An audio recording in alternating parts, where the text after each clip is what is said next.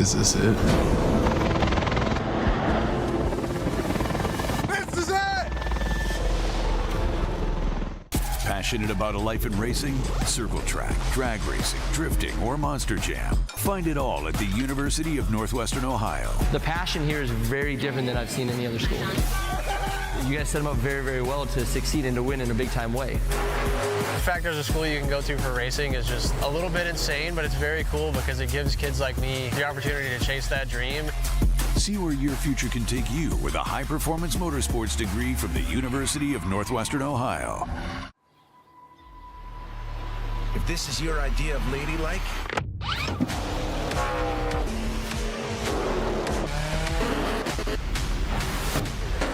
you're gonna fit right in. Join us at Toyota Racing.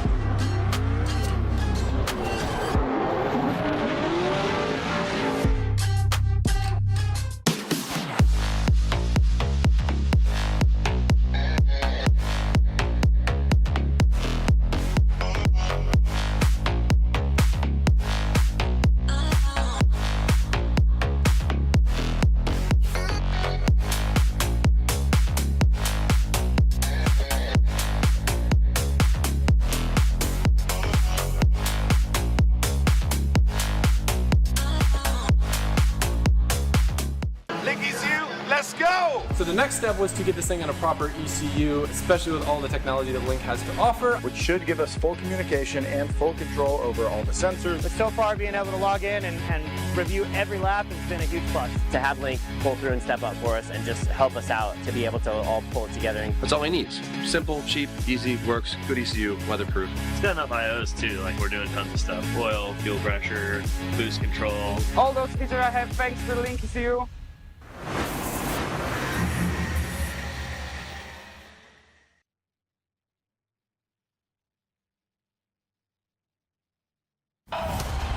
What a beautiful day here in New Jersey. The Garden State is about to be the Smoky State because this is round 4 of the Formula Drift Pro Championship as we make our way over what I call the Crazy 8, the Figure 8 track. Holy cow! Everything felt awesome.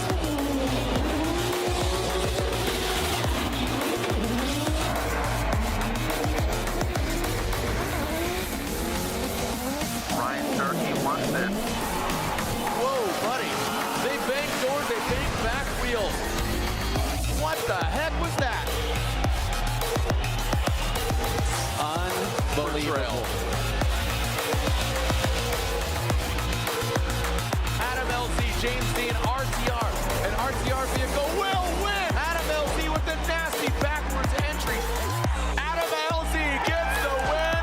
We'll see you online and we'll see you another time. Send it from the Gymnasium.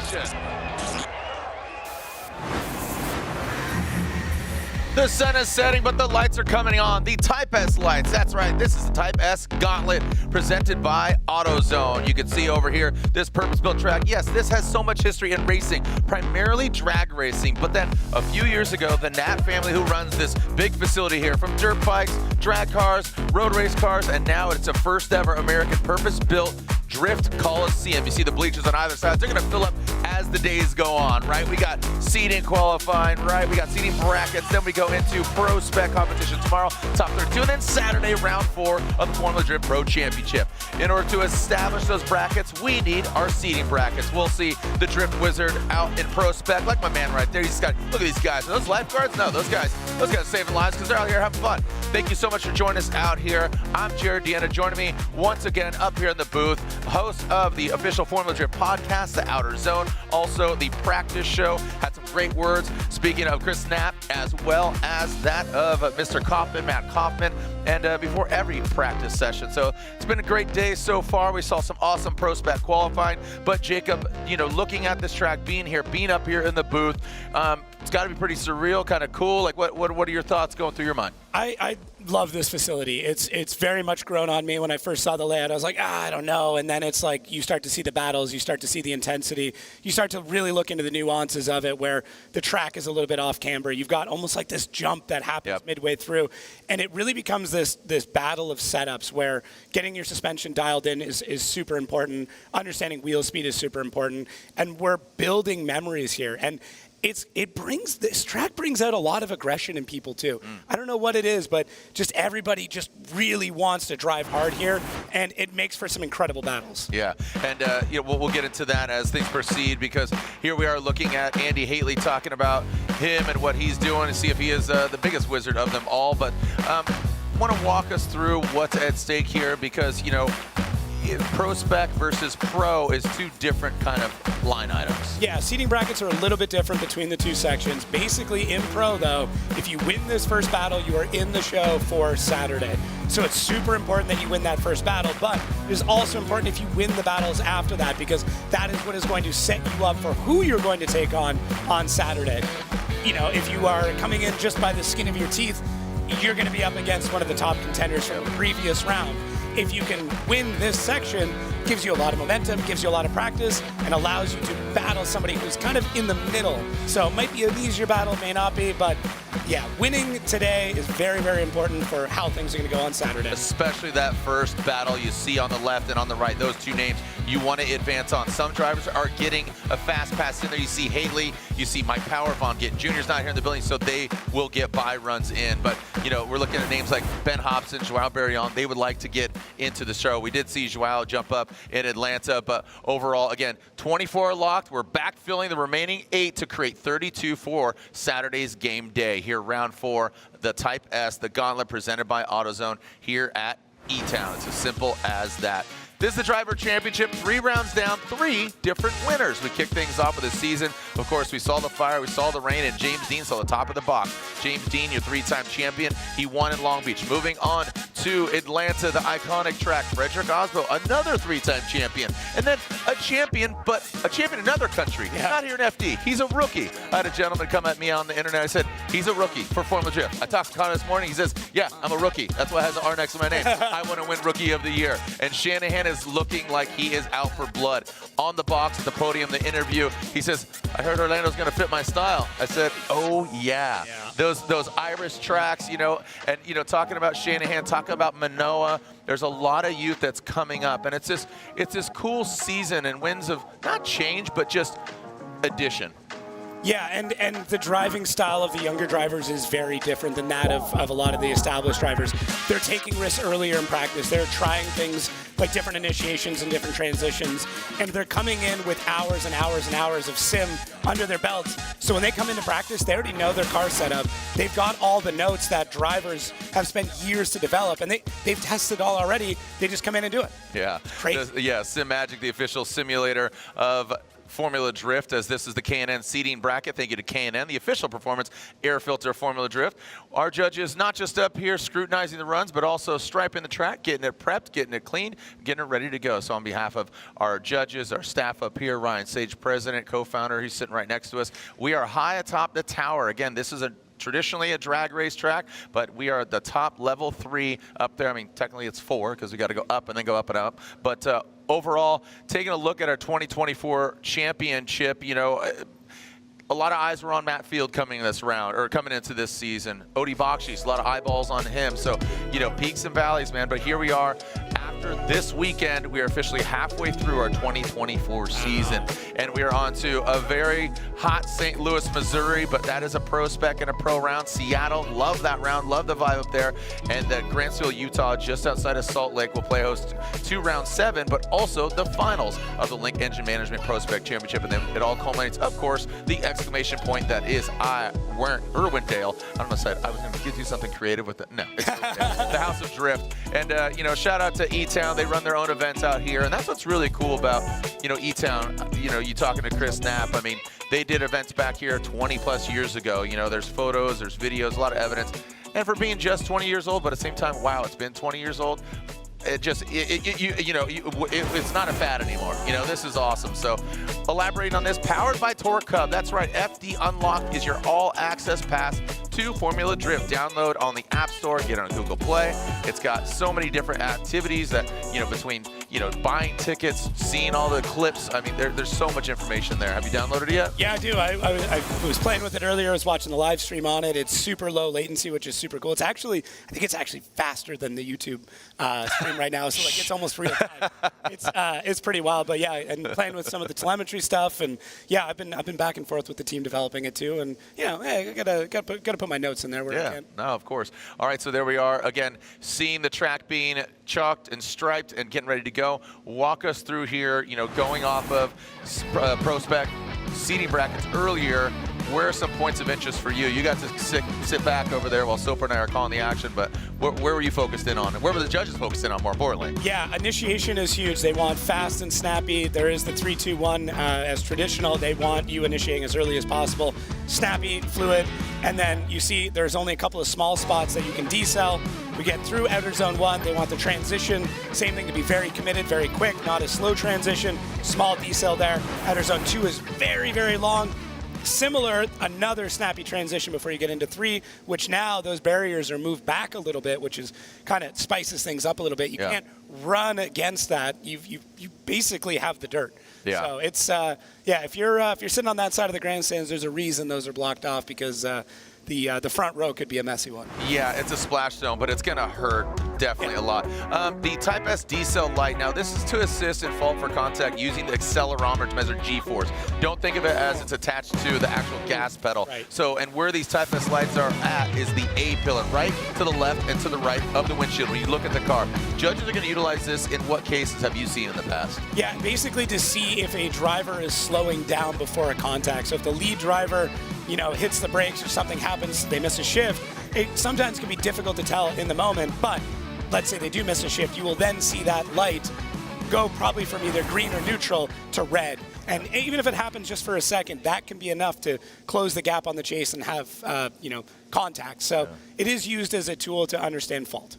Brake check. I mean, and this is just, as the sport progresses, as our technology, as the angles. I mean, shoot, 2004, watch with our naked eye. We got clipboards, and now all this technology, we really kind of, let's just call it what it is, take it for granted. Here the fans are watching at home for free 90 free, and they're tuning in as the sun is setting. But we're talking about, giving free 90 free. Well, you can actually win money. So go ahead, scan to sign up. You can bet now. So place your bets. You can see right there, NXT Bets. So scan the QR code, and of course, you can win some money. That's pretty sweet. Yeah, and hey, if you're watching the practice show, you might have a little bit more insight. Yeah, taking a look. Absolutely. See what's going on track. Yep, so place your bets there. Again, NXT Bets, or scan the QR code. So our 3 judges this round, you can see Vernon out there, Brian Eggert, and of course, we are seeing Reese Marin. So talking about those judges, people are, hey, do this, do that, do. And I mean, these drivers, or excuse me, these judges have some great accolades just over the years. Robbie Nishida will rejoin us. 15 years as a pro judge, FD Japan judge. Reese, longtime drifter, spotter for Chelsea DeNova. Vernon, he's still active with Drift Masters, so kind of sharing Vernon. But drivers meeting notes, I was in there, but rattle these off. Yeah, 2 tires off isn't incomplete. That is very, very important to remember. So that is completely off the track, not just past that line, off the track. Initiate no later than the 1 marker on the wall. You will see them, we will point them out, we will call it. There's also a line on the ground to make it very clear.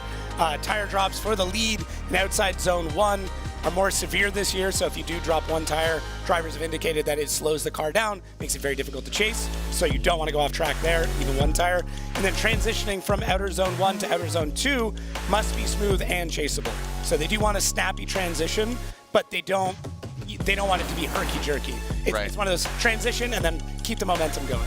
Ryan created this term and I love it. It's rate to angle. Right. So it's not nasty. It's good. It's just all of it, and you know it. It's like hearing a good voice. You're like, yep, that musician right there gives you chills. There we go. That's right. Chill-inducing. That's what we're looking for. As the sun's setting, the lights are coming on, and we're about to send it. Don't go anywhere. Jacob Guest, Jared Dienda, and we are your tour guides here for our K&N seating bracket, round 4 for the Formula Drift Pro Championship.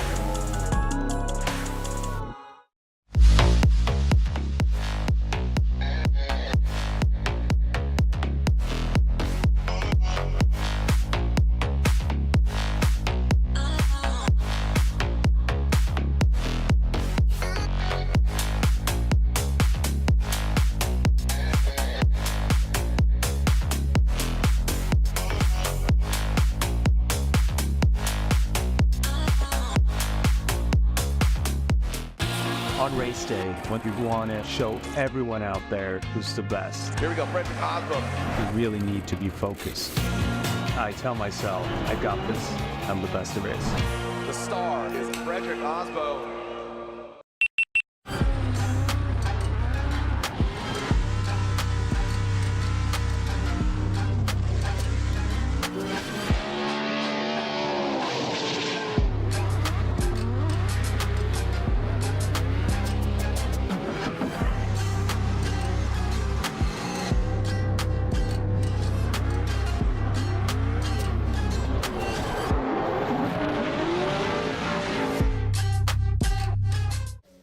Looking for what comes next? For that moment when everything finally... 1 minute!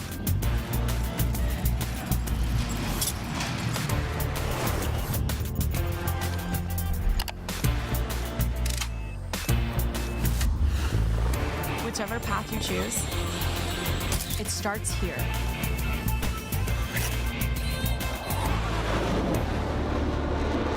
Max Gear is a high-performance synthetic gear oil designed to provide maximum protection to heavily loaded gear.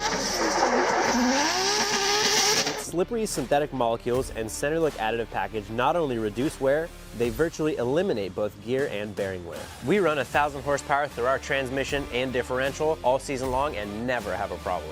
Eliminative variable, drift with Royal Purple Max Gear. Pour purple, Royal Purple. You can find Max Gear at O'Reilly Auto Parts. NGK and NTK is more than just high ignitability spark plugs and precision sensors. They're about growing the car community. This is why they're introducing Shop Squad, an automotive meeting place for shop owners, service writers, technicians, students, and industry professionals to come together and share knowledge and encourage self-growth. Enrolling is free and you have access to on-demand training, digital newsletters, product launch information, and more. Woo!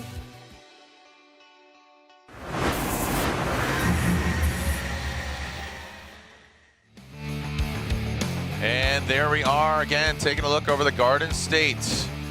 Excited to see who is going to advance on. A lot of pressure on some of these drivers. You know, you're taking a look at the fast pass for Andy. I mean, shoot, half of them are already advanced on. Yeah. So Andy Hateley, Kyle Mohan, because Forrest Wang's not here.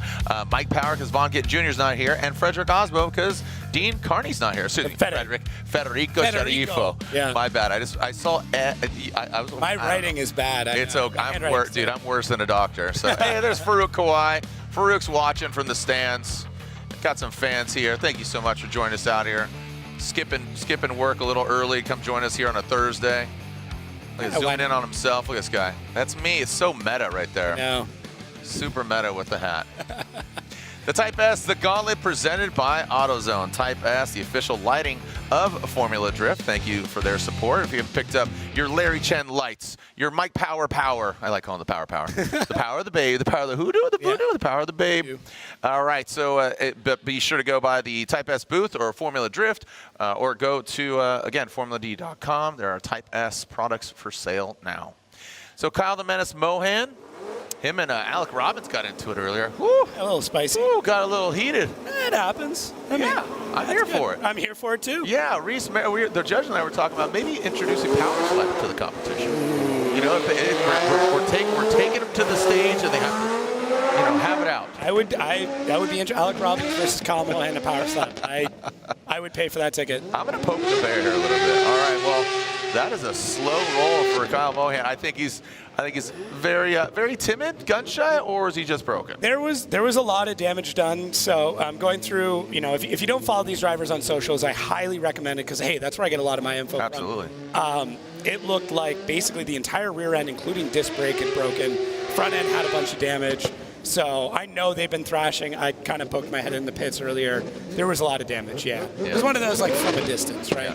Like, I don't want to ask a lot of questions, but I'm assuming he's going to take that back into the pits, probably check a few more things. This is more of a shakedown. But he does have to prove he can run the car on track.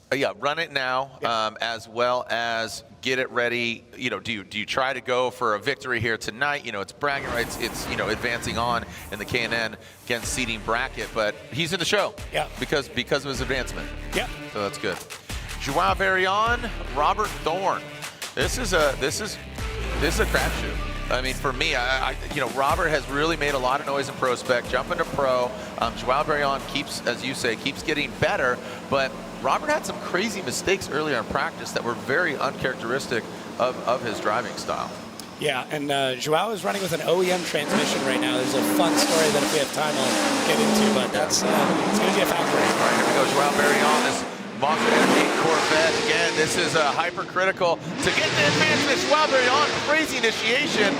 Wow, where did that come from? That was unbelievable. Great job by Joao Barion, but look at Thorne, can't be shaken. Now looks like he's dialing on in, turning and twisting the screws here, going to that first and only inside clip, and now that final outside zone 3. Throwing big angle out, it's going to naturally slow you down with that grip, comes unwound. But Joao Barion, look at that. That was a solid run, probably one of the best I've seen from him. Yeah, it was really, really interesting.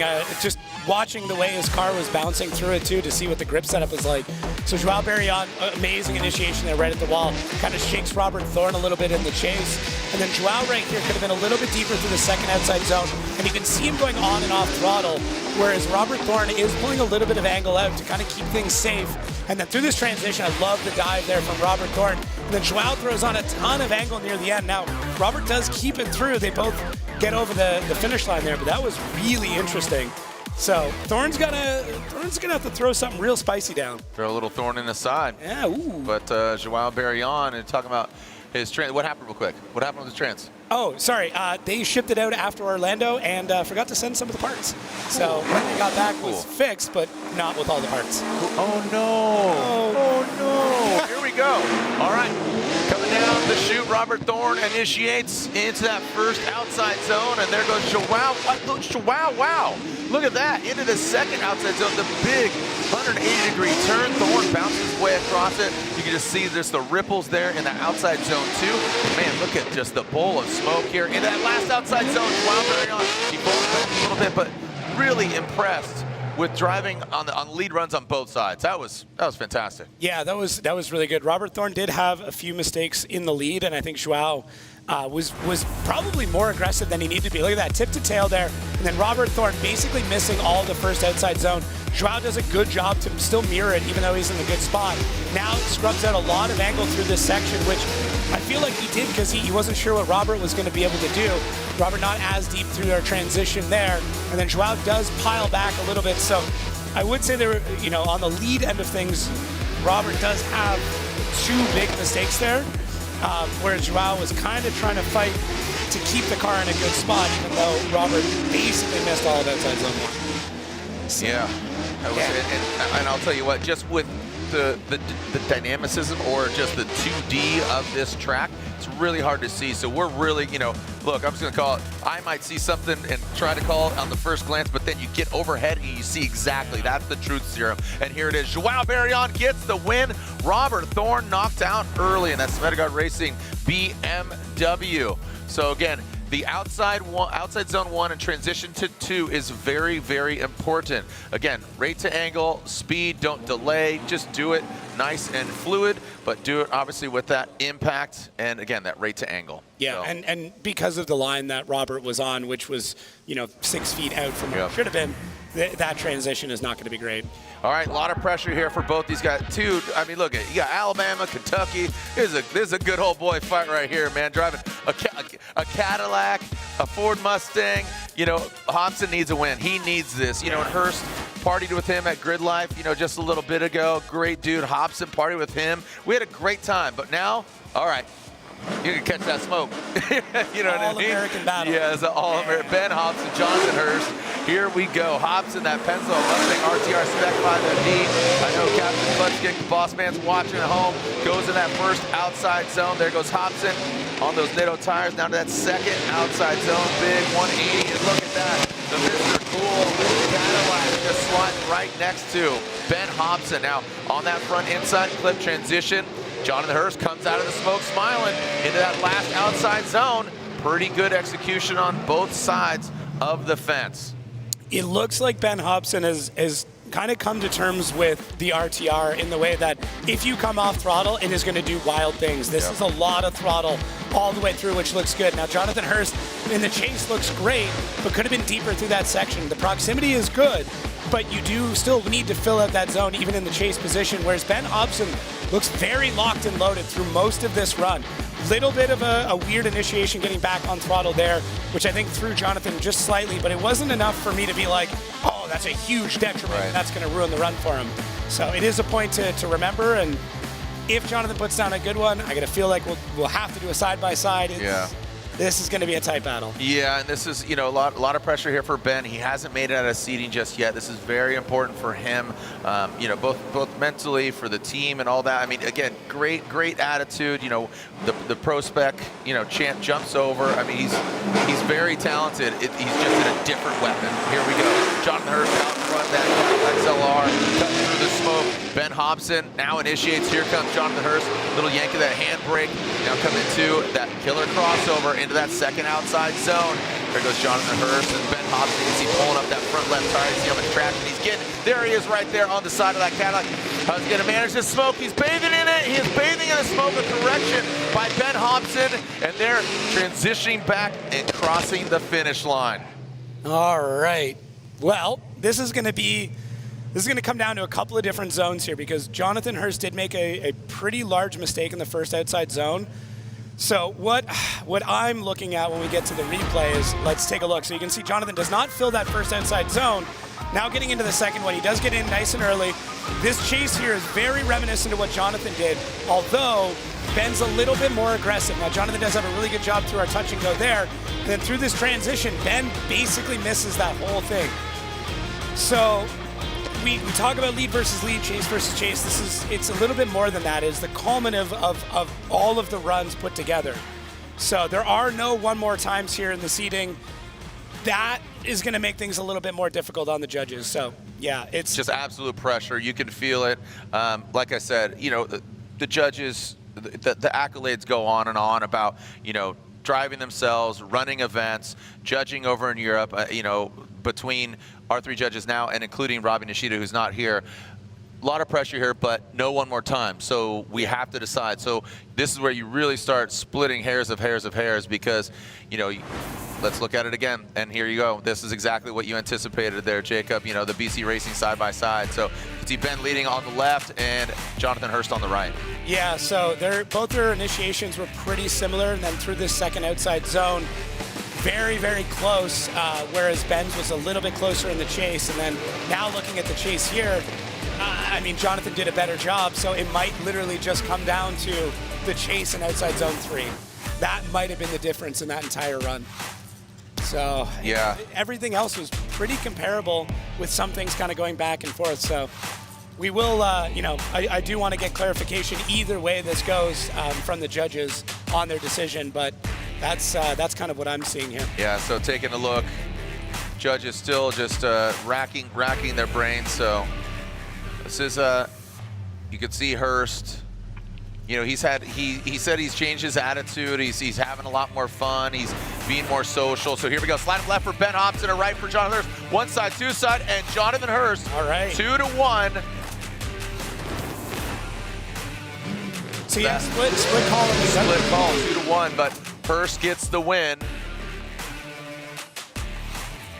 It's, I mean, I definitely can see this, you know, from both perspectives on this, where in the chase, you know, Ben obviously had that large mistake in outside zone 3, but in the lead, I mean, Ben did have some sections of his lead that were better than Jonathan, so it gets really, really tough. All right, so again, 2-1. Yeah. 2-1 there, and again, we saw a lot of pressure. Reese, elaborate there on Jonathan Hurst. You said over Hobson. Yeah, from my point of view, I was watching both of them do their lead run. It was, you know, I think it was pretty even on the lead run there, but then when we go into the chase run, we could see that Hobson, at least from my perspective, had a really big correction going into outside zone 3.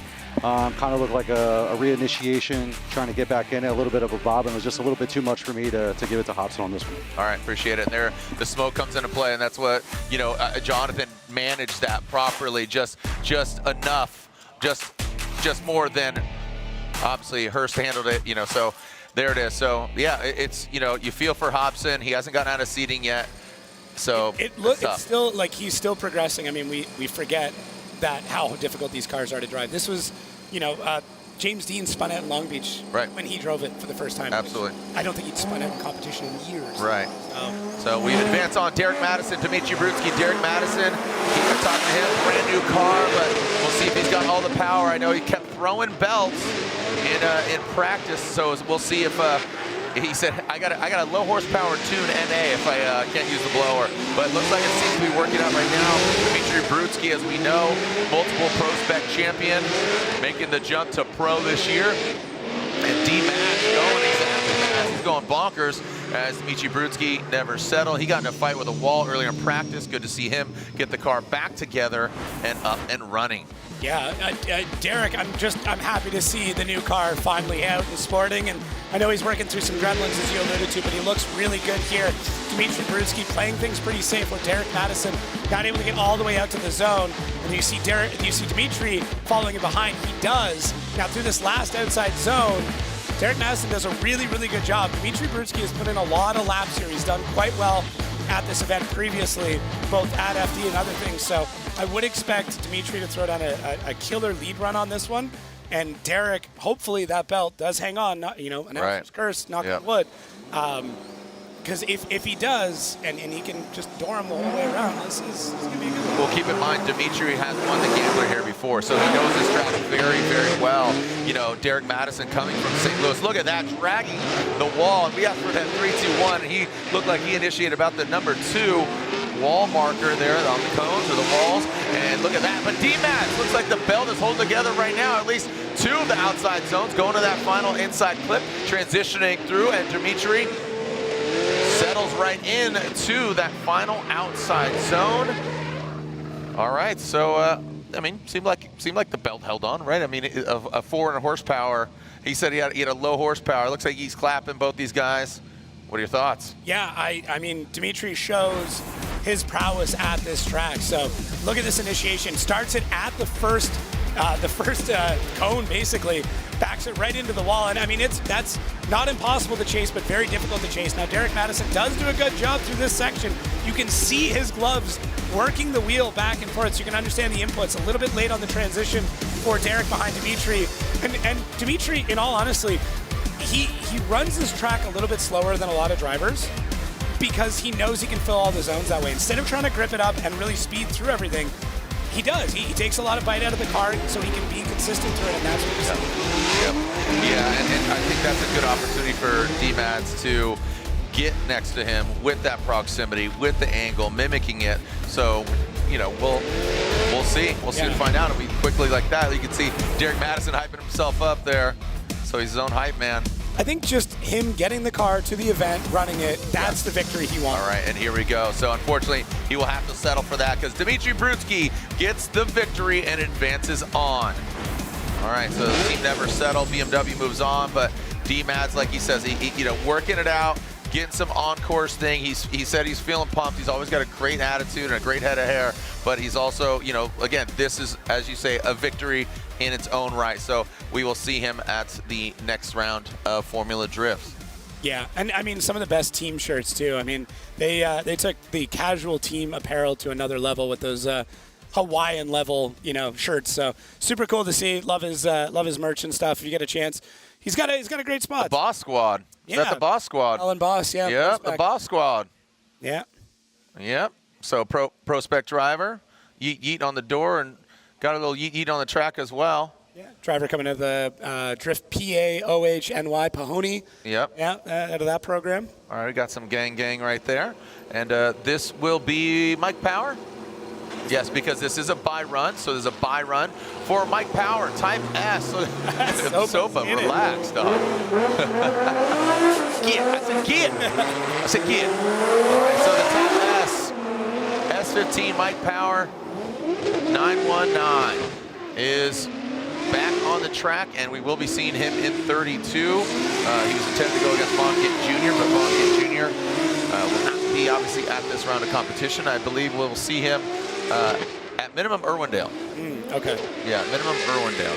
That's what I've been informed. But we were supposed to see Adam LZ again, and here he is again. That's what I'm saying. I mean, unpredictable wild card, right? Yeah, and we'll revisit or revisiting us will be Dean Carney and Forrest Wang on the West Coast swing. Nice. Yeah, that's what was informed of me. So quickly, we're filling up this bracket. So those names that are yellow on the left and the right, they are locked and loaded for the 32 tomorrow.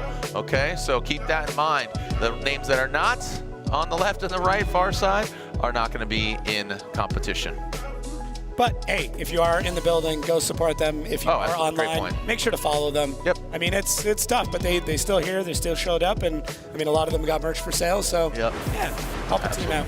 Yeah, I appreciate it. That's a great note. Rudy Hansen, Dan Stuke, what?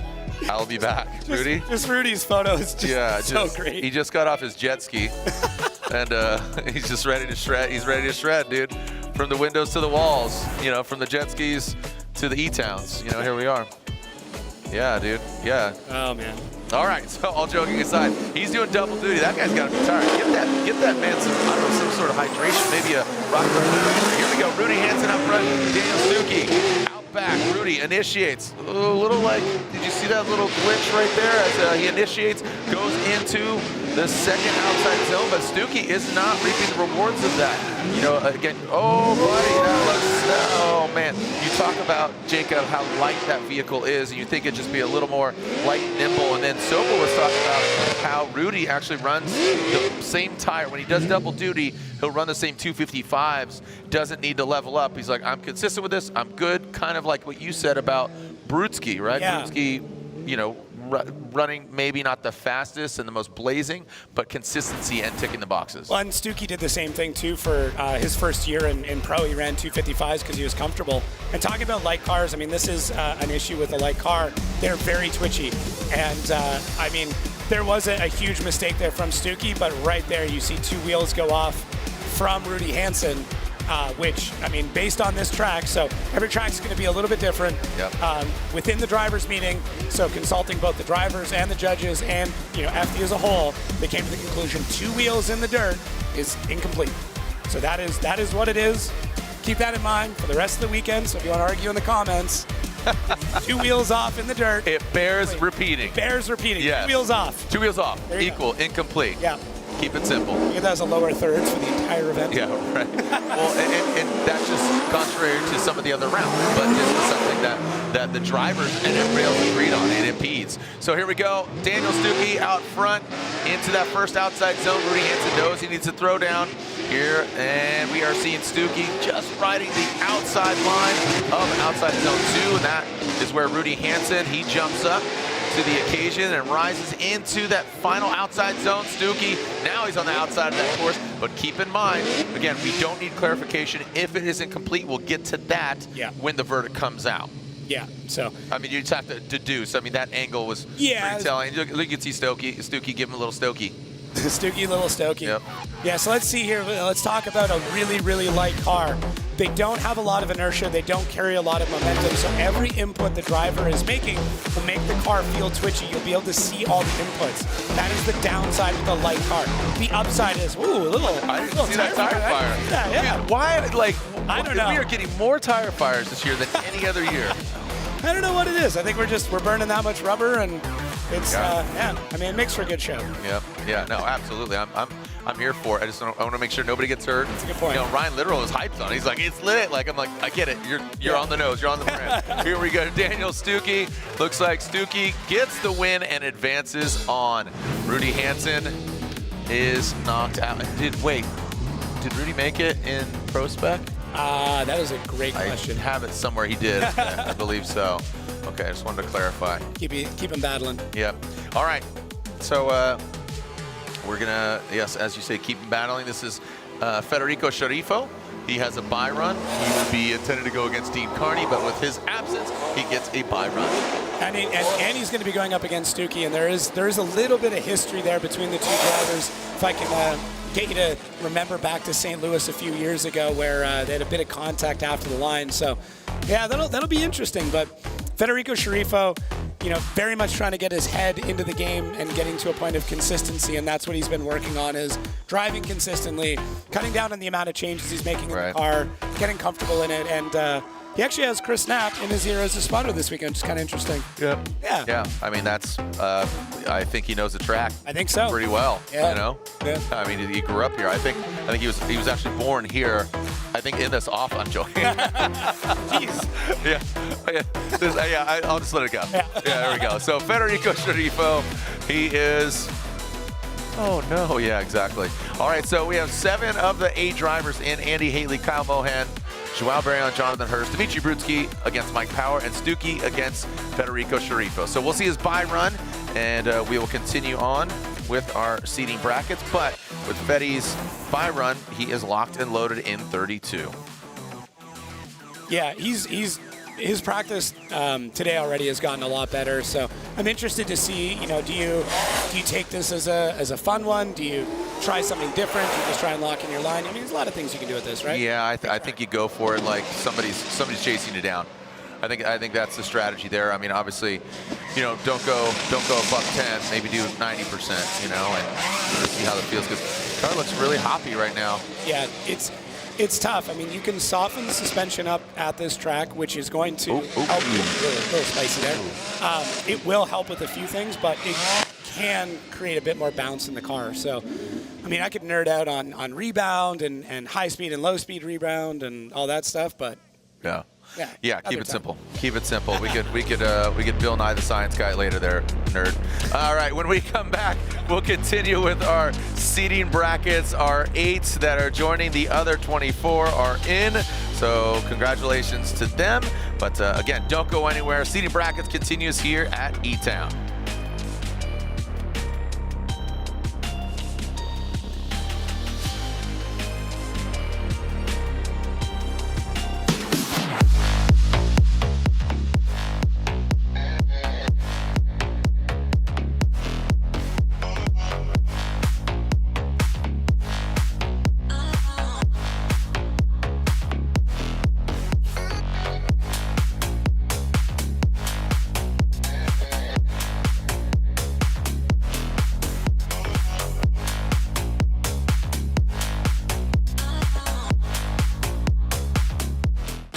On race day, when you want to show everyone out there who's the best. Here we go, Frederick Osborne. You really need to be focused. I tell myself, I got this. I'm the best there is. The star is Frederick Osborne.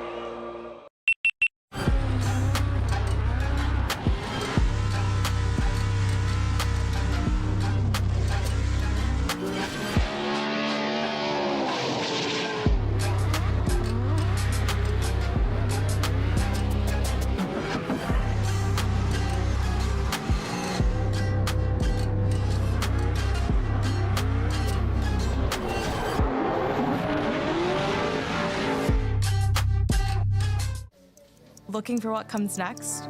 For that moment when everything finally... 1 minute!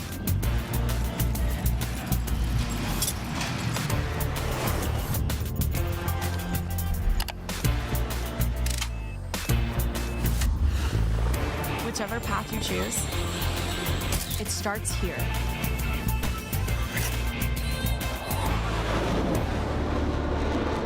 Max Gear is a high-performance synthetic gear oil designed to provide maximum protection to heavily loaded gear. Slippery synthetic molecules and center look additive package not only reduce wear, they virtually eliminate both gear and bearing wear. We run 1,000 horsepower through our transmission and differential all season long and never have a problem. Eliminate a variable. Drift with Royal Purple Max Gear. Pour purple, Royal Purple. You can find Max Gear at O'Reilly Auto Parts. NGK and NTK is more than just high ignitability spark plugs and precision sensors. They're about growing the car community. This is why they're introducing Shop Squad, an automotive meeting place for shop owners, service writers, technicians, students, and industry professionals to come together and share knowledge and encourage self-growth. Enrolling is free, and you have access to on-demand training, digital newsletters, product launch information, and more. Woo!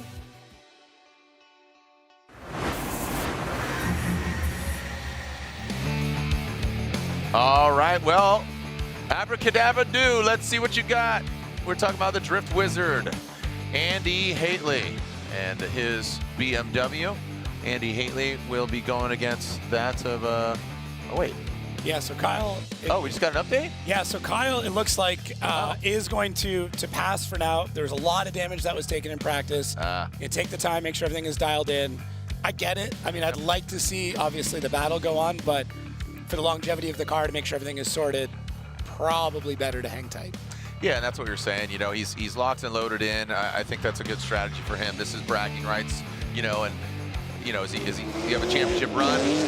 You know, at this point, no. You know, we'd love to see him on the box, but look at Andy Hateley. He's, you know, you talk about utilization. The evil Motorworks. You got to love these guys from Redlands. Redlands, they supported him right there. You can see evil. And that's love backwards, by the way. Oh.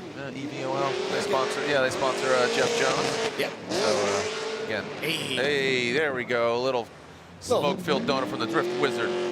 I like, I like a little flair there. Why not? Why not, right? Give the people what they want. Drift Wizard. Yeah. I'm surprised he didn't just disappear. Yeah. That would be cool. Poof. Poof and, cloud of smoke. Well, I'm into it. Yeah, it'd be sweet. We should teach him some magic. Yeah, dude. Yeah. The Andy Hateley magic show at halftime. That'd be amazing.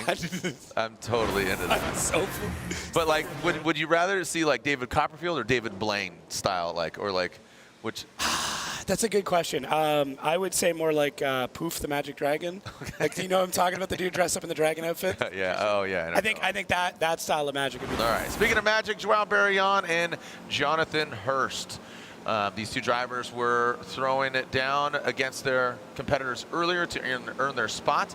Joao Barion, it was against Robert Thorne, and then you could see earlier Jonathan Hurst take out Ben Hobson. So we will see Joao Barion leading, lead and Hurst giving chase. See how the smoke just thickens with the light, right? So Joao hops in. I'm telling you, his exit, it comes up a bit short. You saw it grip up and then shoot on in, but look at Hurst firing off. He's a dragon of a different sort. Look at that thing, the fire coming from the hood of the Cadillac XR and then past that inside clip. Nice, snappy transition. I mean, you know, not as much smoke from Joao Barion's vehicle, but you saw that muscle memory and that confidence from Jonathan Hurst. I'm telling you, I think, you know, doing those fun events like a Grid Life or a Hyperfest and those kind of events really just, I think you earn some confidence when you do those kind of events. Yeah, it's super critical to just get as much seat time in your pro car as you can. But yeah, Jonathan Hurst missing a lot of the first outside zone. Joao really backing into these corners. It's kind of interesting, and he's able to get the car, you know, dug out and back to speed. It'll be interesting to see how drivers deal with this throughout the weekend. As Joao and Jonathan will both be in the show for Saturday. But Joao does unwind it a little bit there early in the outside zone 3. Jonathan, I mean, it's not impossible to chase something like that, but it is tough when a competitor backs in. So, you know, you've got to, your spotter's got to kind of let you know they're going to do that. You've got to play your cards correctly and not overcommit in those situations. Yeah, it gets scary. You write your car off. The competitor. It's just it's risky. It is risky, but it can work. I mean, that's honestly how Adam LZ won here last year. Right. Acted in on initiation. Yep. He knows his course as well. So here we go. Jonathan Hurst now out front, keeping it cool, Mr. Cool in that Cadillac, and you can see that initiation. Joao actually initiated, looked like before Jonathan Hurst, but he might be taking out some body parts. That back, passenger side corner. Joao, he's just shucking and jiving all across this course, and there we're seeing Hurst go into that final outside zone and crossing the finish line. I got a little rough. Rough Riders back there. Little hairy for sure. It looks like Hurst it's either that the track is gripping up really quick or they've dialed more grip into the car. Take a look here, watch. So Hurst, pretty straight line approach, grabs the e-brake. Now right here, look, the car just grips up and starts to shoot forward. Now Joao doesn't have too many other options, but Hurst basically missed all of outside zone 1. This is a good chunk of outside zone 2 with one wheel only in there. And Joao is battling to get in there. He is making some mistakes. Then Hurst here again, not as deep through outside zone 3, but Joao's not able to chase it quite as well. So kind of a battle of one car that is overly gripped up and one car that doesn't have a ton of grip. Now Joao super aggressive there on the chase, but Hurst is very narrow to that section. And then you see Joao, just throwing a ton of angle through second outside zone. Do you think Joao got the contact because Hurst was slowing him down? I think Hurst was not on the correct line, and Joao was attempting to get to the correct line, and that could have been why that contact was caused. Now, hey, shouts out to both competitors. They hit and they kept going. That's what we'd like to see. Right. You know, easily one could have spun out, and it would have been a different call, and we'd be sitting here agonizing over what happened. Yeah, well, again, yeah, exactly. Well, and also, I don't know. I'd like to see it again. I don't know if the judges are going to see it, but looks like they have a verdict here. So Jonathan Hurst gets the victory. So, yeah, I mean, I'd love to throw the headset on any of you guys down there, the judges. Nobody all at once, if you don't mind. Jonathan Hurst, unanimous, and talking to Brian Eggert here. You know, what were your thoughts? Go for it. Yeah, I think both drivers could have done a little bit better job. I think also having not driven on the track at this time of day, I think is a little bit difficult for them because it makes it probably a lot more grippy than what they were used to all afternoon when we were really hot and the track was probably a lot looser and greasier. We were just talking as judges saying that like these last 2 runs that Hurst done, we kind of wish we had the option to do the one more time because the battles were really close. So we were like splitting hairs, picking who did either the slightly better job or the slightly less mistakes out of it. And this one just was kind of that way again. So luckily we all went with Hurst for him based on the mistakes that we saw individually for each driver. And I think both of them need to clean it up for tomorrow to move on. Good point. Okay. Yeah. All right. I was just kind of curious if there was one big thing, but it sounds like it was the conglomeration of a lot of little things that caused it. So. All right. So here we go. Mike Power, Dmitry Brutsky. They are going to be going against each other right now, and 2 talented drivers. And again, this could go really either way. You know, Brutsky knows this track. You talk about, you know, his strategy or his car setup. Talk about Brutsky and Mike Power. It's good to see him back. I know he messed around. And car looks great. Let's see how it performs. Initiates in that first outside zone. Uses all the course. Barely a tread drop on that S15. Brutsky shimmies his way into that second outside zone. But Power looked like the car is very settled. Really well done. Into that final outside zone goes Mike Power. I want to see that overhead view just from the naked eye. Looked like he cut kind of the outside, or not the outside, but the most shallow line. Yeah, so coming through the chicane, now we see the lead up, and you can see that, yeah, Power, I mean, it looked good. It looked really, really good, yeah. I thought he went a little bit deeper in that section from that first angle, but this drone really, really shows you how the battle is laying out. Brutsky gets caught up there on the initial, is able to battle back through a little bit later through the second outside zone, but it's almost like Mike is getting into the zone, getting on Power, and just getting away from Brutsky a little bit.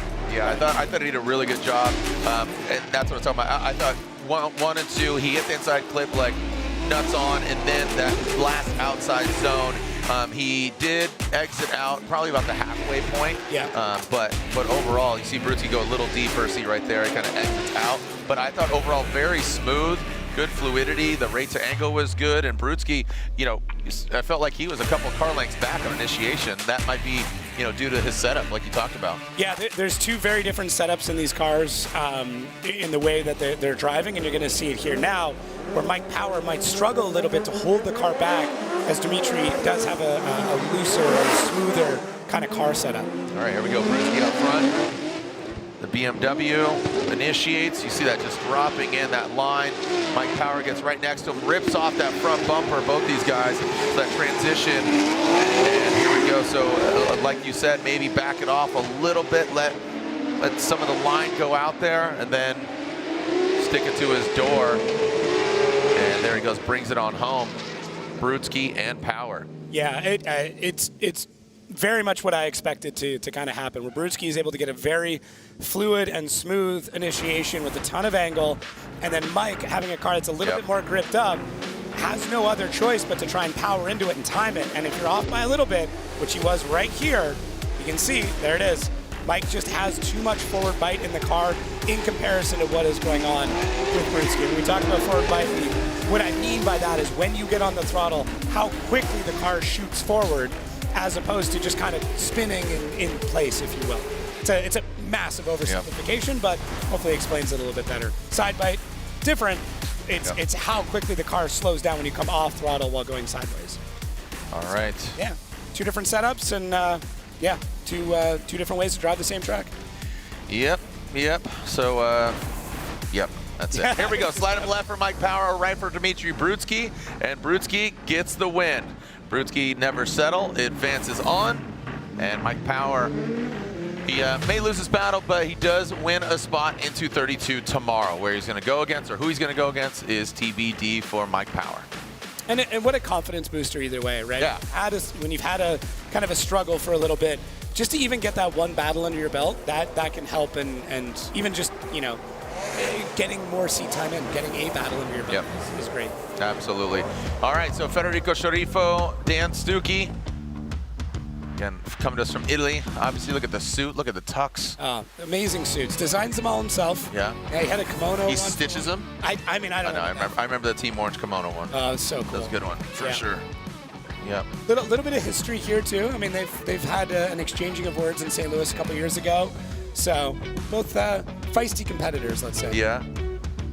Well, Stuke knows how to pick them. We're talking, pin it to win it. Yeah. Too soon. No. Never too soon. Never too soon. Never too soon. Yeah. Me, Gene Okerlund here. I'm down to see. I got popcorn right next to me. I'll watch. Here we go. Federico Sceriffo out front. Daniel Stuke in the chase position. And Stuke's got some serious headlights. All right. Leaving the line is Fetty. Oh, that looks like. We've got Cone, I assume. I don't think anybody jumped. I would say it. Yeah, so when you see those flashing lights going on, that is just an indicator to the drivers that there is some sort of fault at launch. Could be a cone hit, or it could be jumping the light for the lead driver. Chase driver is able to jump the light. It's actually a decent strategy, especially if you're going up against somebody a little bit faster. Yep. All right, they'll make their way back. No tires were hurt in the making of this run. Yeah, I can see a cone knocked off over there. So, do you see Stuke's new house? I did. Yeah, I did. Quite the compound. Right, Oklahoma? Yeah. Oklahoma, so they're moving. I had a chance to chat with Casey Cole today. They're moving everything over. Casey's going to be in the same facility. So he's got two houses, a shop, 5 acres. Yeah, there's like a little lake there too. Yeah, it's great. Yeah. So I think the compound's the way to go. We saw. I think you're moving in, right? You and the kids? I mean, maybe. I was going to go to Florida, but Oklahoma. Guess what? Yeah. Okay, Oklahoma. Yeah. Yeah, I'd love to see you out there, host a pot, make a studio out there. You're good. Yeah, I know, right? Yeah. Yeah, get weird. Do I like make the same studio in a different place? Yeah. The exact same. Yeah, exactly.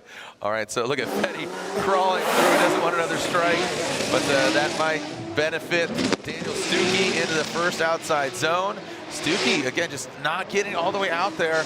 Here goes Fetty using all the course. Stuke now gets into the pocket, tucks in, almost rubbing tires. Past an inside clip. Let's see how they handle it. A lot of front bumpers being ripped off right now. Whoa, a lot of dirt being thrown up. I believe that might have been Stuke, but we'll have to take a look. Look, another front bumper. What did I just say? Yeah, that was it was definitely interesting. I mean, Fetty's lead was a bunch smoother than it has been, and Stuke just getting aggressive again. So very, we talked about this before, different car setups. Let's take a look here. So Fetty initiates really early, doesn't get super deep through outside zone 1. Stuke playing it way back and then dives in here and now starts to play the chase game real tight. Scrubs a bit of an angle out to get the proximity, doesn't get as deep as he could through that section. Fetty through a touch and go, does a good job, could have been a little bit deeper in there. Stuke dives in really, really hard, and it wasn't timed perfectly. That's all it was. He was just a little bit too early on arrival, and put him into the side of a Ferrari. Was there contact? Yeah, there was. It wasn't massive, but there definitely was contact. Wow. It's hard to say, though. I mean, I say it's not massive contact. We've seen really light touches that result in broken parts. So. Well, I mean, referencing Papadakis back in Atlanta, everybody's at 11. Yeah. Everybody's at 11. That's talking about not only horsepower, but angle, suspension, just fitments and everything. But those arms are so susceptible to just, if they're at max and they get hit, they can easily just get snapped. So here we go. Let's see the second half of this battle. You can see the G-force, the throttle there. You can see just going up, and then obviously the miles per hour, the speed. Obviously he's going fast at 37 miles per hour. But all right, here we go. Transition into that second outside zone. And you can see Stuke riding the lightning. Good job by him into that inside clip.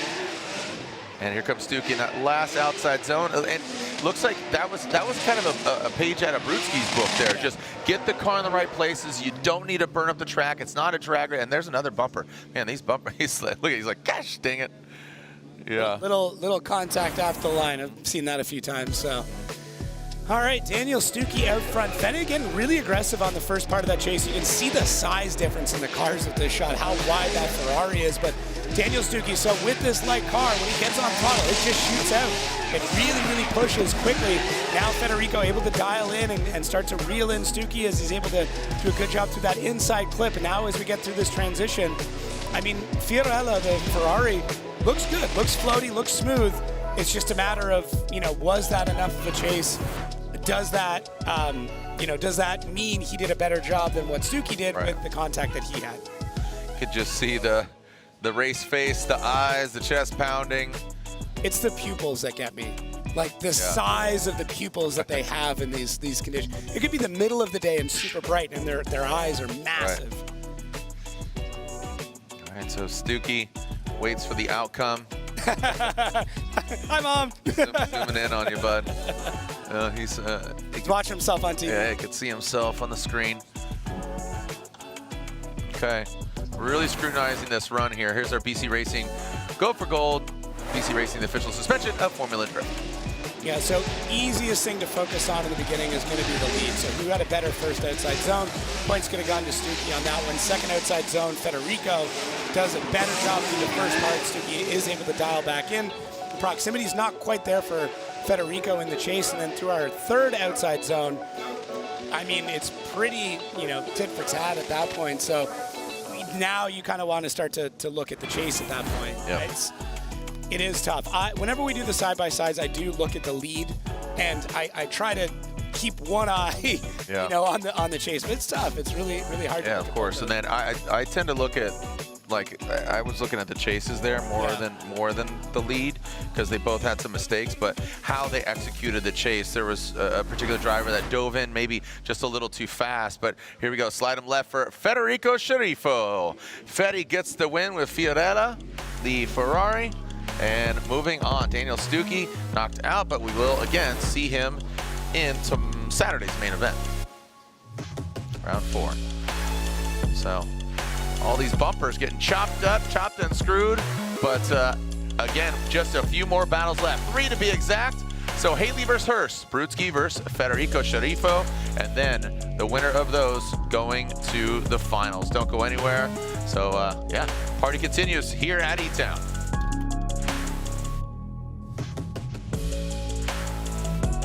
ECU, let's go! So the next step was to get this thing on a proper ECU, especially with all the technology that Link has to offer. Which should give us full communication and full control over all the sensors. But so far, being able to log in and review every lap has been a huge plus. To have Link pull through and step up for us and just help us out to be able to all pull it together. That's all he needs. Simple, cheap, easy, works, good ECU, weatherproof. It's got enough IOs too, like we're doing tons of stuff. Oil, fuel pressure, boost control. All those features I have thanks to the Link ECU.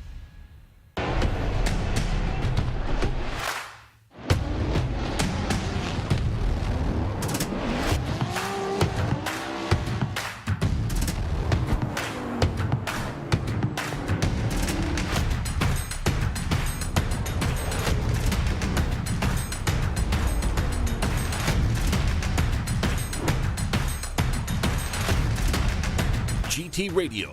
Experience ultra high performance.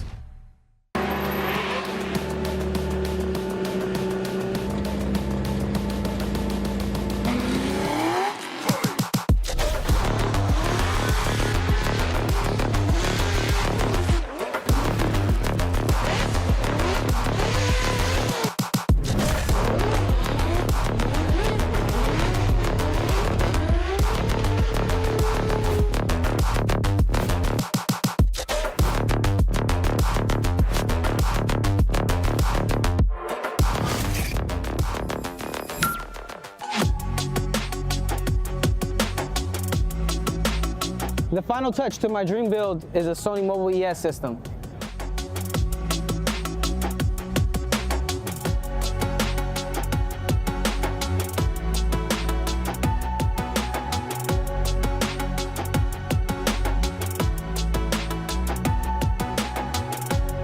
Time to cruise with Sony Mobile ES.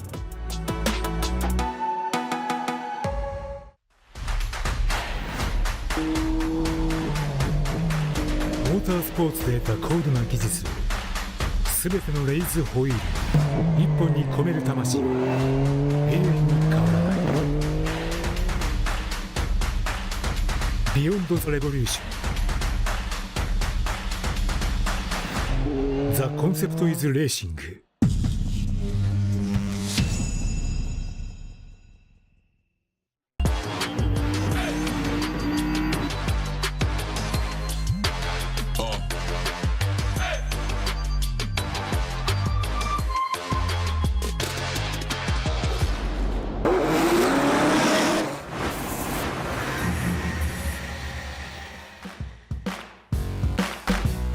Man on the moon, look at that. Great shot, guys. Kemp and the boys, Lee and the whole gang.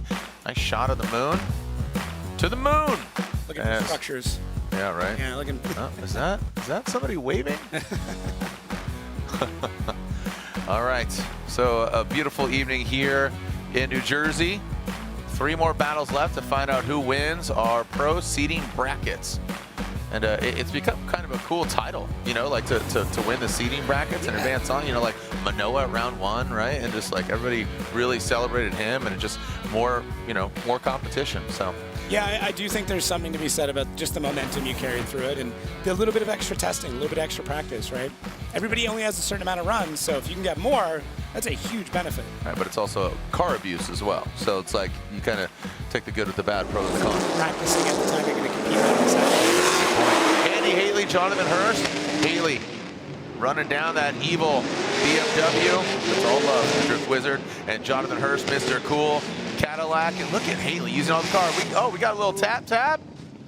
Oh boy, shots fired at the Drift Wizard. He's got his own magic stick. I think Hurst got into the side of him there and outside zone 2 and pushed him a bit straight. Yeah, so Hurst is still looking really gripped up. I do think as this track cools down, it does tighten up and it makes it a little bit more difficult. So if they're not changing the setup to adapt, if they're not increasing tire pressure or changing some suspension things, it could make the car faster than what he wants it to be. Yeah, and the Corvettes are, I mean, that's a whole other beast. You know, he came out of the BMW before that, and then the G before that. Like, this is a completely different setup than either car. Yep. You know, and just love the way, you know, Andy Hateley has progressed. You know, we saw him years ago in a 350Z, and then he left the scene, came back, and, you know, just really having fun with it. It's you know, Formula Drift is the platform, and then you have your own ideologies, program, what you want to do it, marketing, you know, all of those things equate to a program. So it's pretty cool. So yeah, and Andy's just embraced it. And I mean, I don't want to, you know, speak too far to turn on it, but like, dude's gonna fund most of his program with some felt cone hats. Yeah, like that's super cool to me. You said that on yours and Loret's podcast. Yeah, like, it's and he had to order more, 500 more. He's got them. They're here. I love it. Like, you know what? He found something and he's just leaning into it. Yep. All right, taking a look at the United States Air Force instant replay, seeing fault, or are they going to have, you know, is somebody going to call a comp timeout? Yeah, you can see just, so yeah, Hurst definitely got on the side of him. I mean, you have to watch again to see if Andy was maybe slowing down in that part. That's honestly, I saw a little disruption in Andy's line. Yeah. It wasn't drastic, but just that little bit. If, again, perfect storm, if, say, Hurst is moving up on him and Andy's slowing down on him, that could definitely... Well, this is where the decel lights start to come into play, right? So if we watch the decel lights on Andy, so they're green right now, he's going to transition, they're going to go red, and then they should go green. And they're still green, so he's still on power. It didn't go red, he didn't slow down. So in my mind, that indicates that Hurst hit him while Andy was still accelerating.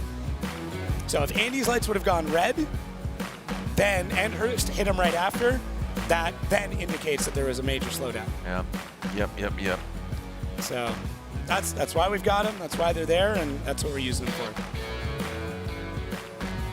So I would like to get clarification, make sure that I'm on the right track with that statement, unless there's something I've missed, which is possible, but I mean, here we are still looking at it again as you can see. So look at this transition here. So you can see, watch, the smoke signal is not the true indicator of on power, but you can see Jonathan Hurst slowing, and then, or like the D-cell lights going blue.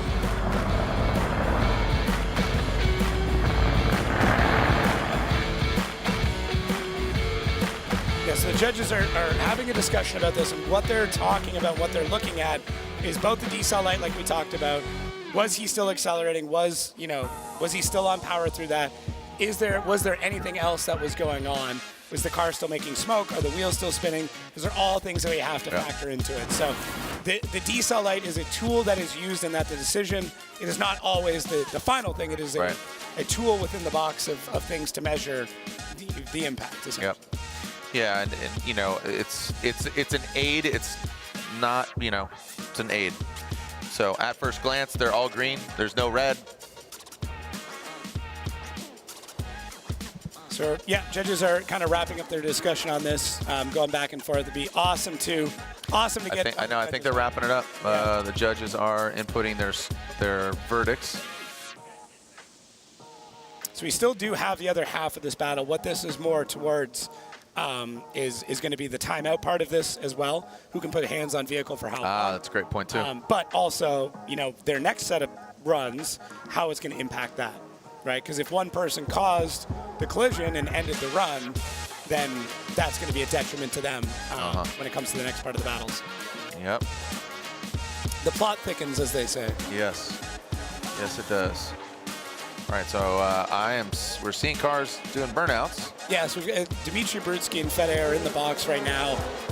More than likely, they'll be coming up to do their run while the other two drivers are hands-on. They're going to put hands on the car. Yeah. I think there's going to be somebody at fault, and the other driver will be able to inspect their car without repercussions. Right. Well, and the upside too is, like, we're almost done seating 16. You do have a competition timeout specifically for this section that, you know, you got to use it or lose it. You don't get to keep it for the next one, but you still then would get another comp timeout when it comes to the top 32. Yep. So. Yep, absolutely. So Federico Sceriffo, Dimitri Brutsky. The other side of the bracket will revisit Hateley and Hurst with one half of the battle in. It's going to be a fun tongue twister. Hateley and Hurst. Hateley and Hurst. Hateley and Hurst. Again, Sage had to announce Kazuya Taguchi versus Kenshiro Gushi. Oof. And it was good. You got through it. Real good. Man. Barely. It's like expert mode. Yeah, right. Right. Whoa. Expert announcing mode. All right, so I mean, Sceriffo and Brutsky, it's not easy in itself as well. Yeah. Federico Sceriffo versus Dimitri Brutsky. All right.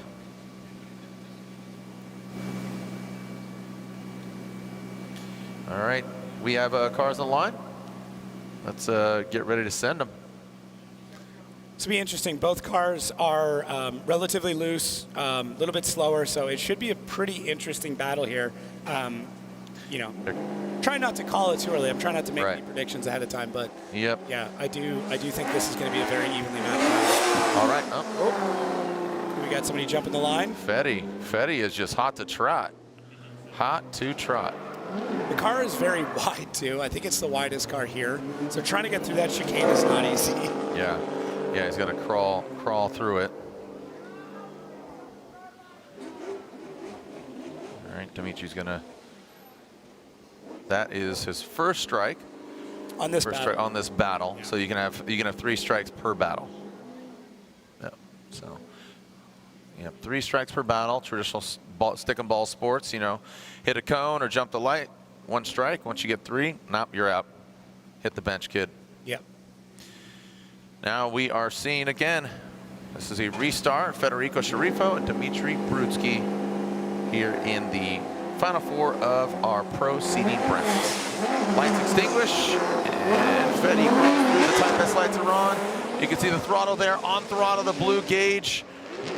And there we go, Federico Sceriffo. Ooh, looks like he takes out the indicator. That's again, not an incomplete. Left 2 tires off on this particular course and the setup. Look at Brutsky, he tucks right into the pocket. Fede, big angle there.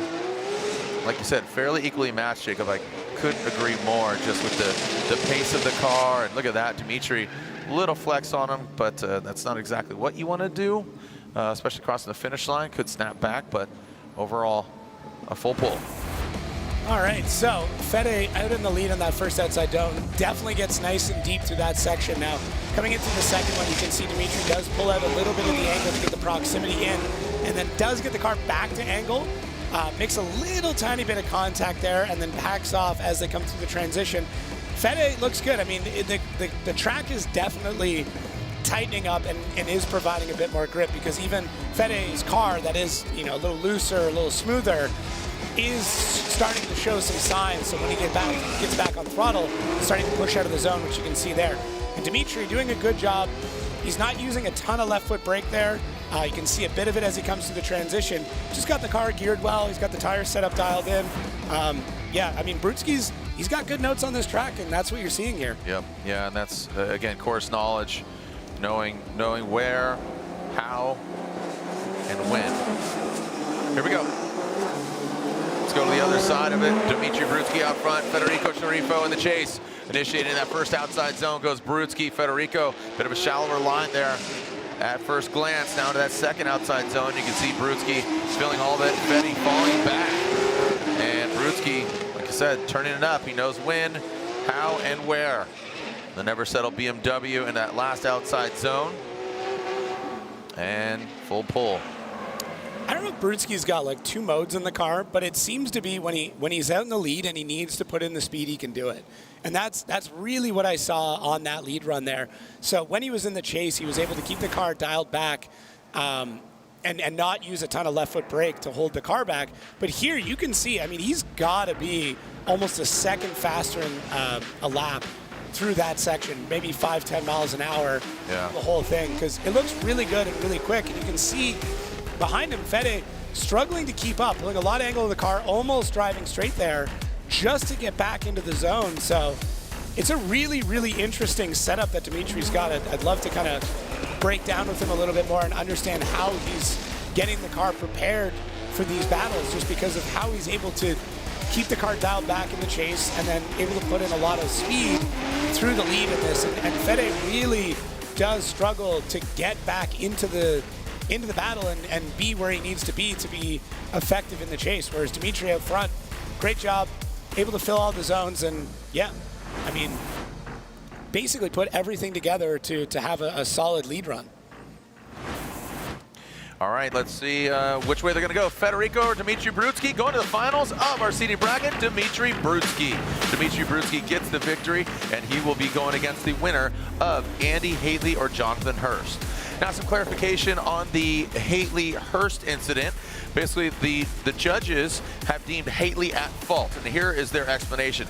Andy's lights were not yellow or red. However, a driver can still change speed and cause contact, which is what the judges actually observed. And then Hateley confirmed it even more, because he did admit that his car had an issue that caused the contact, and he actually requested a competition timeout. So again, glance, I kind of saw that and I was like, maybe Andy, and even though they're green, you know, you could still cause it. And then I think, again, perfect storm where Andy might have been slowing a little bit because of that issue, and Hurst was, you know, he was exceeding and he was accelerating, and they got into it. But I love again, Hateley admitting, confirming, competition timeout, you get one, here it is. Yeah. No, it's good, and that's why we say, you know, the lights are good and they do provide a tool and an indicator, but it is not the end-all be-all. Yep.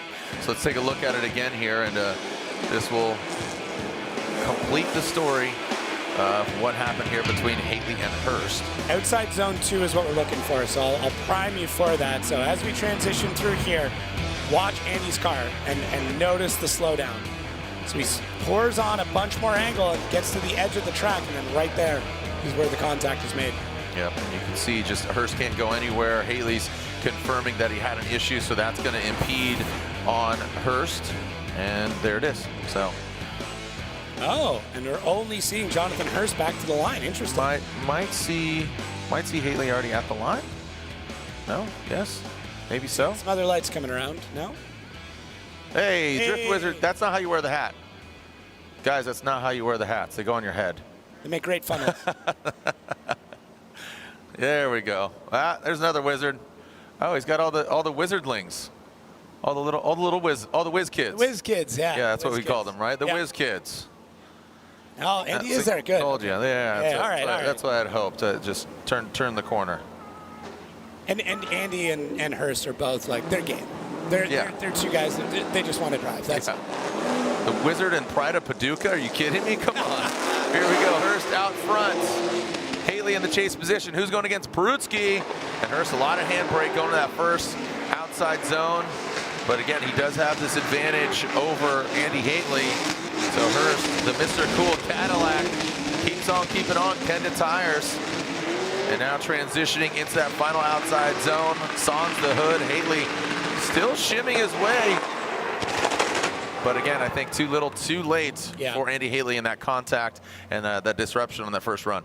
I would be shocked if they didn't make a change to Hurst's car, because that is a completely different form and a completely different drive than we've seen at Hurst tonight. So take a look. One, still very quick. The car is still quite quick. You can see that with Andy struggling a little bit to keep up. But the car is able to hold angle much better, much more stable. He's not shooting out of the zone. You do see there is some left foot brake going on. You can see the brake lights going on, even though he's still on throttle. That is to keep the car held back a little bit. But Hurst, very different drive. Yeah. That is the Jonathan Hurst that we know. Yeah. Absolutely. Again, maybe trying to go that more calculated route, but that's not the way Hurst drives. The Pride of Paducah, Jonathan Hurst gets the victory. He's going against Dmitry Brutsky, right? Just wanted to clarify that. So Brutsky and Hurst in our pro seating finals. The K&N seating bracket, K&N, the official performance air filter of Formula Drift. And you can see right there, Hurst versus Brutsky. But again, you can see the two just inside left and right. Those 8 drivers, Hateley, Mohan, Joao Barion, Hurst, Brutsky, Power, Stuke, and Fetty are in the top 32 tomorrow. So again, we backfill the other 8. Jacob, we're down to the finals and all our drifting fans. When we come back, we will send it here at E-Town.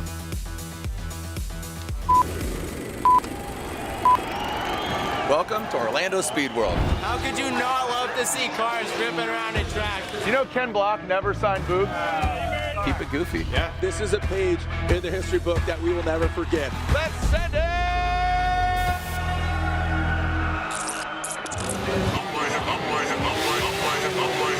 We're up here behind the scenes, up here in the announcer's booth. All right, RCP, Ryan Literal. We are moving on to our next battle. I'll tell you what, RCP is surging. The Garagistic BMW behind the bank blends in the green of the vehicle and that wall. Look at that, just chameleon, Karma Chameleon, red, gold, and green. Oh, we lose another bumper there in that killer crossover. Here comes Ryan Literal, but RCP continues on, no problem. That dude has seen more hits. Takes a lick and it keeps on ticking. Things constantly unfolding. The story's unfolding, and that's what's cool, being up here. We got AC, so I'm very sorry, but it's still hot because just all the pressure, man. It's just cool. But Orlando, the vibes, look at the people. What's cool about Orlando fans, there's, you know, everything from amateur, pro-am, just they're really well-educated fan. So I feel like we're kind of building up. They know that we're only in 32. You got to pace yourself, 16, 8, 4. And then a winner under the light. So they just know they're educated fans. That's what's cool. It's heating up. We still got a lot more tires to burn as we send it here at Orlando Speed World. Welcome to Orlando Speed World. Hot, sweaty, and you get a dirty panda like this gentleman right here. No, don't be shy. Don't be shy. This guy, old dirty panda, this guy makes so many things happen behind the scenes. He hates everybody, but he loves everybody at the same time. Like all these people here in Orlando. Let's party at OSW. What a dick.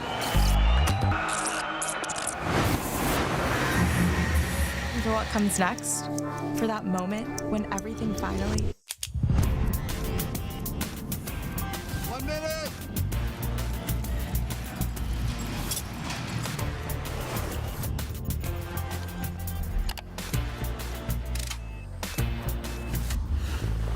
Whichever path you choose, it starts here.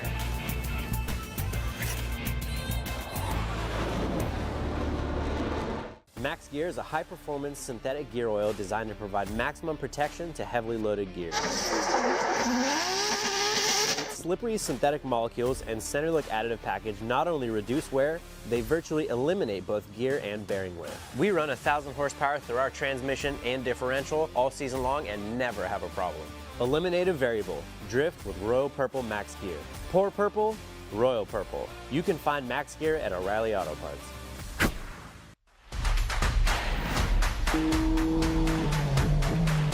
Motorsports で得た高度な技術、すべてのレイズホイール、一本に込める魂は永遠に変わらない。Beyond the Revolution.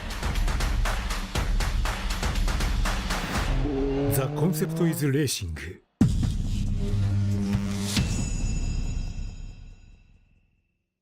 There's no better way to test your tires than on the racetrack.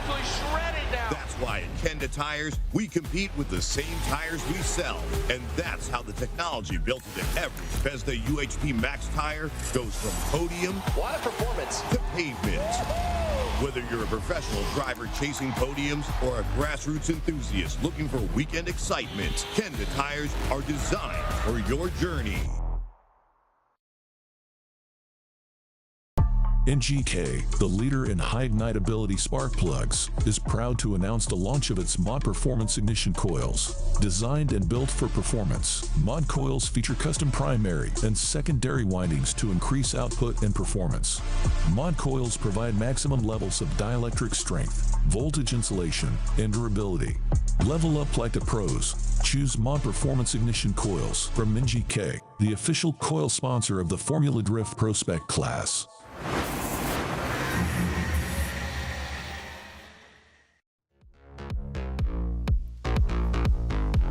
All right, well, we are moments away from seeing our Formula Drift Pro seating bracket finals. What's going on? Thanks for coming out here today. Look, I'm going to salute that guy's shirt, red, white, and blue. Tommy Lemaire there, Mr. Maple Syrup himself. TLO, maple syrup. Look at it, salute all the tank tops. Sun's out, guns out. Even though the sun's not out, it's still hot. Yeah, I've got some TLO fans. Easy now. All right. Oh, boy. Hey, it's a family show. Hey, now. Up. Hey, whoa. Yeah. Look out. There's a bird above you. There's a hawk. Maybe two. As Death Row Records on there. Yo, throwing up the horns. You, man. No, you in the blue shirt. Keeping it cool. Got any other drivers out there sweating it out with the fans? Huh? Usually there's a few hanging out in the grandstands. Yeah. They might be hanging out in the cold trailer at this point. Yeah, exactly. All right. Hurst and Brutsky. These guys, I expect some aggressive driving here, but you got to think, the spotters, just get in their head and be like, hey, it's cool if you win tonight. That'll be awesome. Be great. Yeah. But it's bragging rights. You wait, save it. Save a little in the tank for Saturday, but they want to put on a good show. They'd love to get on top. Yeah, it'll be. I mean, there's some pride here. There's some old rivalry. I mean, they ran each other back in the Pro 2 days. So yeah, it'll be interesting. I think this will be a fun one. Yeah. Yeah. This will be good. Here we go. Our English E-Town, the Raceway Park. Hurst will lead. Brutsky will give chase. Both these guys are in the main event. And here we go. And I believe Hateley will get third place in our seating bracket because he is number one out of all these drivers. And there we go. Now Brutsky, you can see applying the pressure. The Mr. Cool Cadillac in the second outside down. Big angle there, firing off. You can see, again, the weapon just popping and locking through that second zone into that front inside clip. Look at Brutsky, tries to stick it to the door of him. Hurst doesn't get all the way out there. Now they transition past the finish line. You can see the glow off of the turbos of Jonathan Hurst's car. Yeah, Hurst is on one now. I mean, he's dialed in. He's getting really, really aggressive out in the lead. So initiates very early. Doesn't get super deep to the first outside zone and almost shakes Brutsky off his tail there. Second outside zone, Hurst gets in a little bit later, and it takes about halfway through it before Dimitri's able to kind of catch up and get back to where he needs to be because they piled through that inside clip now. Big transition, and then Hurst with a left foot brake to keep the car dialed, just skirting on the edge, the inside edge of the third outside zone. That sounds like a punk song. Yeah, right. But does a good job there. I mean, it does look like Jonathan Hurst is kind of trying to shake Dimitri Brutsky off his tail. he knows what he needs to do, and it's to be very aggressive. And just a ton of angle out of Hurst, a lot of throttle, pops and bangs, and like I said, you can see the manifolds and the turbos glowing. He's got that car, dialed in at this point.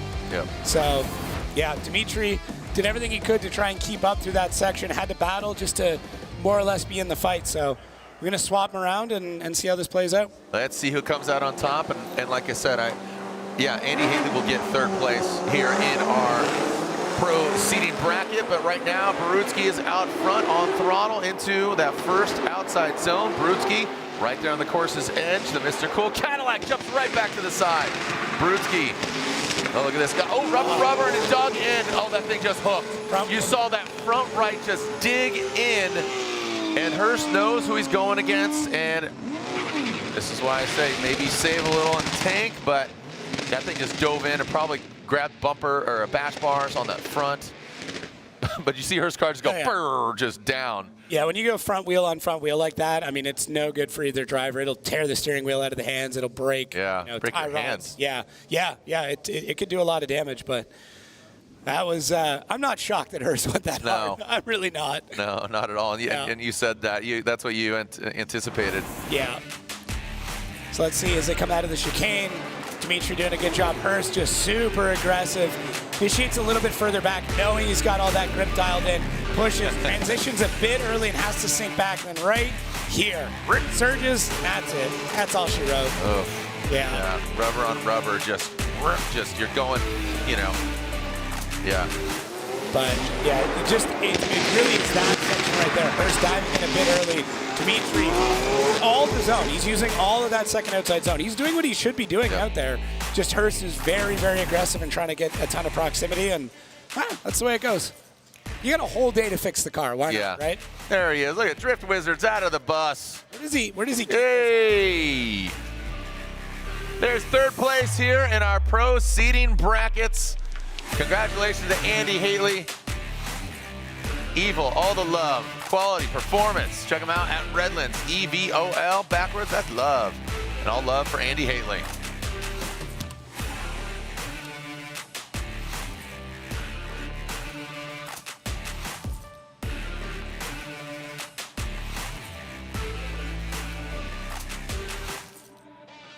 All right, well, round of applause for some great driving, Jacob. We anticipated this. This is great. We got through it. Tomorrow it's all pro spec. Saturday it's all pro, and these gentlemen will be joining them. Round of applause for these three finishers here of our pro seating bracket.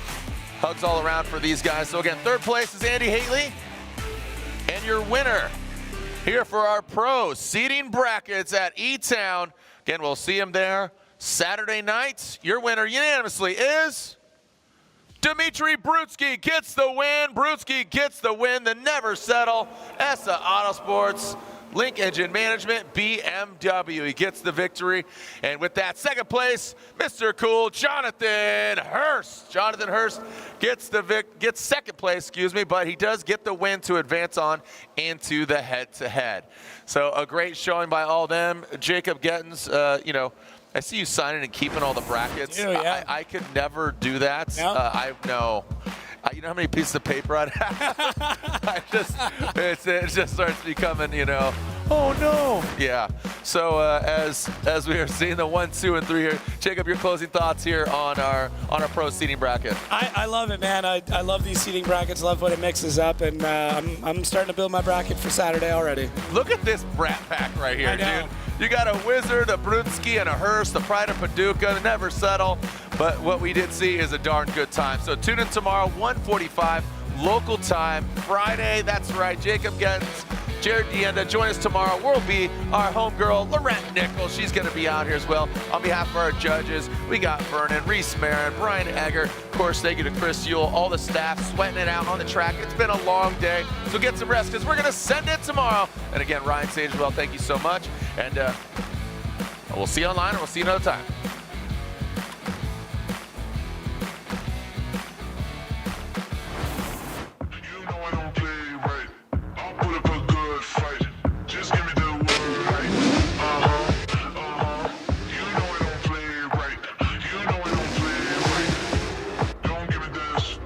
I'm gonna get back when I feel like you know I don't play right.